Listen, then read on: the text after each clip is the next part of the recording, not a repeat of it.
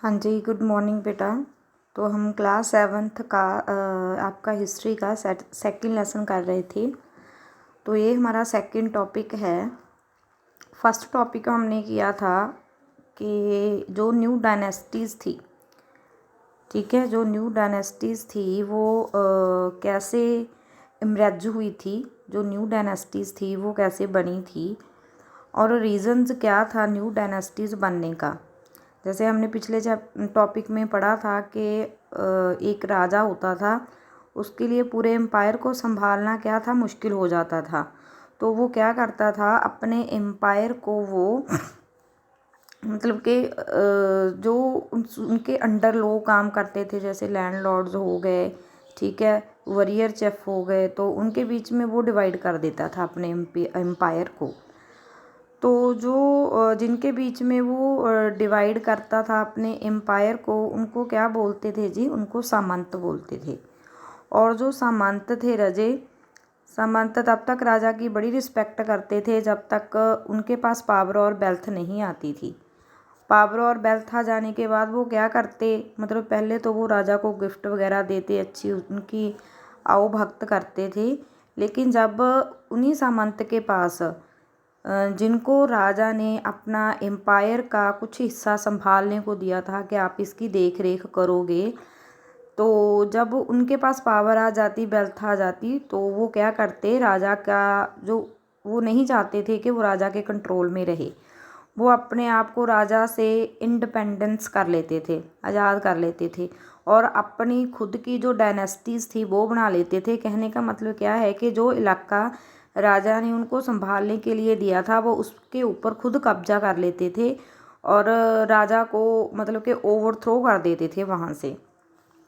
तो इस तरह से हमने ये पिछले टॉपिक में पढ़ा था कि इस तरह से जो किंग था उसने अपने किंगडम को क्या किया हुआ था, डिवाइड किया हुआ था, क्योंकि पूरे किंगडम को जो राजा था उसकी देख रेख वो अकेला नहीं कर सकता था, ठीक है।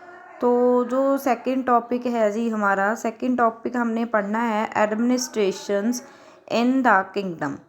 के किंगडम तो चलो जो राजा महाराजा थे उनका किंगडम था, ठीक है ये बात, लेकिन वो उनको चलाते कैसे थे, ठीक है, चलाते कैसे थे। देखो राजा ना उसमें आके ये मान लो कि अपनी झूठी शानो शौकत दिखाने के लिए, तो many Kings adopt high sounding titles. तो बहुत सारे राजा थे जिन्होंने अपने आप को बड़ी बड़ी उपाधियां दे रखी थी, जैसे महाराजा, अधिराजा कहते थे वो अपने आप को कि हम तो ग्रेट किंग हैं, जो ओवरलॉर्ड ऑफ किंग है उससे भी बड़े बड़े राजा हैं हम। तो मतलब वही आ गया कि ऊंची दुकान फीकी पकवान वाली कहानी, जहाँ पे बिल्कुल फिट बैठती है कि चाहे इन राजाओं ने अपने आप को एक साउंडिंग टाइटल दे रखे थे, जैसे महाराजा, अधिराजा का टाइटल दे दिया था कि एक ग्रेट किंग है, ओवरलॉर्ड ऑफ किंग जिसका मतलब है, और कई अपने आप को कहते थे कि मैं तो त्रिभुवन चक्रवर्ती हूँ, कहने का मतलब है कि तीनों दुनिया का मैं क्या हूँ, राजा हूँ। तो इस तरह से उन्होंने अपने आप को एक साउंडिंग टाइटल्स दे रखे थे, लेकिन वो फिर भी उन्होंने ऐसा क्यों किया, इन सभी के बावजूद वो अपने आप को बड़े साउंडिंग टाइटल दे रखे थे। In spite this they spread power with their सामंस, पीजेंट्स, ट्रेडर्स एंड ब्राह्मण्स। लेकिन इनके बावजूद भी उन्होंने अपनी जो पावर थी वो शेयर क्यों की थी, सामंत के बीच में, पीजेंट्स के बीच में, ट्रेडर्स के बीच में एंड ब्राह्मण्स के बीच में। रीज़न क्या था, क्यों की थी पावर शेयर, जबकि अपने आप को वो, कोई कहता था कि मैं तो ग्रेट किंग हूँ, कोई कहता था कि मैं तो Lord of the three world's हूँ, लेकिन राजा को क्यों करना पड़ा, अपने किंगडम को डिवाइड क्यों करना पड़ा इन सामंत के बीच में, पीजेंट्स के बीच में, ट्रेडर्स के बीच में एंड ब्राह्मण्स के बीच में। रीज़न क्या था, क्यों, क्योंकि फॉर इफेक्टिव एडमिनिस्ट्रेशन, कि जो उनका एडमिनिस्ट्रेशन है वो इफेक्टिव हो। हाउ, कैसे, तो देखो कोई भी एडमिनिस्ट्रेशन है, चलो ठीक है, राजा ने अपना किंगडम बना लिया, लेकिन उस किंगडम को चलाने के लिए जो पैसा था वो तो कहीं से आना चाहिए था ना।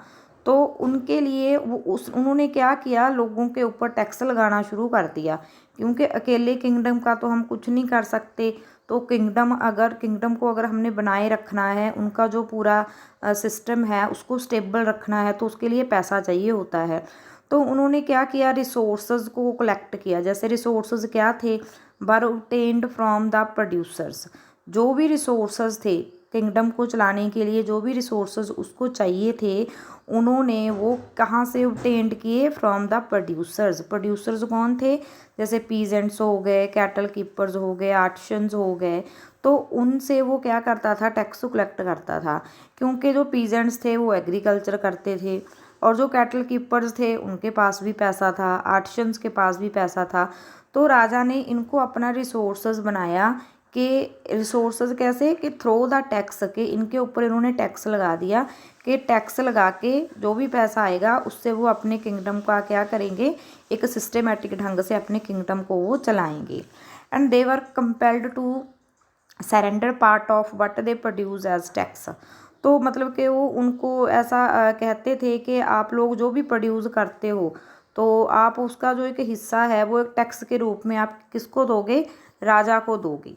टैक्स के रूप में मतलब कि आप राजा को वो दोगे वो चीज़। And sometimes claimed has rent. कई बार तो उनको ये कहते थे कि आप राजा की लैंड पे रहते हो, जहाँ पे राजा का शासन है, आप वहाँ पे रह रहे हो, तो आपको क्या करना पड़ेगा? आपको एज ए रेंट उसका किराया देना पड़ेगा। And these resources were used to finance the king establishment constructions of temples and forts. तो जो भी राजा इन रिसोर्सेज से राजा टैक्स इकट्ठा करता था, वो सारे का सारा जो टैक्स था उसको राजा अपना जो किंगडम था वो उसको एस्टेब्लिशमेंट करता था, टेम्पल्स को कंस्ट्रक्ट करता था, किले बनवाता था। इस तरह से वो पैसा राजा वहाँ पे लगा देता था। And they were also used to fight war. इसके अलावा वो क्या करता था? मतलब कि जब एक राजा की दूसरे राजा के साथ लड़ाई होती थी तब वो पैसा उसमें भी इन्वॉल्व करके रखता था, फाइट वॉर। क्योंकि वो ये सोच के पैसा लगाता था कि अगर हम फाइट में, वॉर में जीत जाते हैं तो जिस राजा के साथ हम फाइट कर रहे हैं तो उसके ऊपर हमारा कंट्रोल आ जाएगा ना। तो मतलब कि तो फिर उसकी सारी जो लैंड है, उसकी जो प्रॉपर्टी है, उसकी जो ज़मीन है, वो भी हमारे कब्जे में आ जाएगी।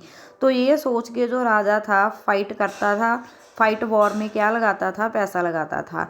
एंड जो function of revenue collections was generally done by the functionaries from the influential families and the position were often heredity. तो जो ये रेवेन्यू कलेक्ट करने का काम था, रेवेन्यू कलेक्ट करने का काम कौन करती थी? जैसे ना वो उनको हेरिडिटी मिली हुई थी विरासत में, जो मतलब कि उस जगह पे बहुत ही लैंडलॉर्ड्स थे, मतलब एक जिनकी एक पोजीशन थी वहाँ पे, तो वो जो लोग थे उनको टैक्स कलेक्ट करने का काम दिया जाता था। और ये हेरिडिटी था। हेरिडिटी का मतलब कि ये नहीं है कि किसी को भी कलेक्ट करने के लिए बोल देते थे, मतलब जिनको ये चीज़ विरासत में मिली हुई थी बाय बर्थ, उनको राइट मिला हुआ था कि आप लोगों की फैमिली में से ही जो टैक्स है वो कलेक्ट करने की ड्यूटी किसी ना किसी की लगेगी। तो उसमें वो उनके मतलब कि जैसे एक हो गया उसका, नेक्स्ट उसका बेटा हो गया, फिर उसका बेटा हो गया, या उसके जो इर्द गिर्द के रिश्तेदार हैं, नज़दीकी रिश्तेदार हैं, वो टैक्स कलेक्ट करने का काम राजा ने उनको सौंपा हुआ था और टैक्स कलेक्ट करके वो उनको पे कर देते थे। And same was true for army also heredity. तो जिस तरह से राजा टैक्स कलेक्ट करने का काम हेरिडिटरी था ना, वैसे ही आर्मी में भी एक हेरिडिटी वाला सिस्टम था। देखो अब तो हमें कोई भी, अगर हम पोजीशन पे जाना है, डॉक्टर बनना है, पुलिस में जाना है, फ़ौज में हमने भर्ती होना है, तो उसके लिए हमें क्या करना पड़ता था? तो उसके अब हमें पढ़ना पड़ेगा, टेस्ट देने पड़ेंगे। अगर हमारे अंदर काबिलियत है उस पोजीशन में जाने की, हम तभी जा पाएंगे। लेकिन तब ऐसा नहीं था। अगर उनके फैमिली मेम्बर में से कोई फ़ौज में है तो वो उनको हेरिडिटी मिला हुआ था कि चाहे वो कोई काबिल है चाहे कोई नहीं है, तो फिर उसका बेटा भी फ़ौज में जाएगा, नेक्स्ट उसका बेटा भी फ़ौज में जाएगा। मतलब कि उसकी उनको खून में मिला हुआ था कि आप लोग सारे के सारे क्या बनोगे? सैनिक बनोगे। तो इस तरह से ये क्या था? टैक्स कलेक्ट करने का सिस्टम था। 400 टाइप का टैक्स लगा हुआ था। तो ये 400 टाइप का टैक्स कैसे लगा हुआ था? क्योंकि collection of the taxes was very essential to run the empire.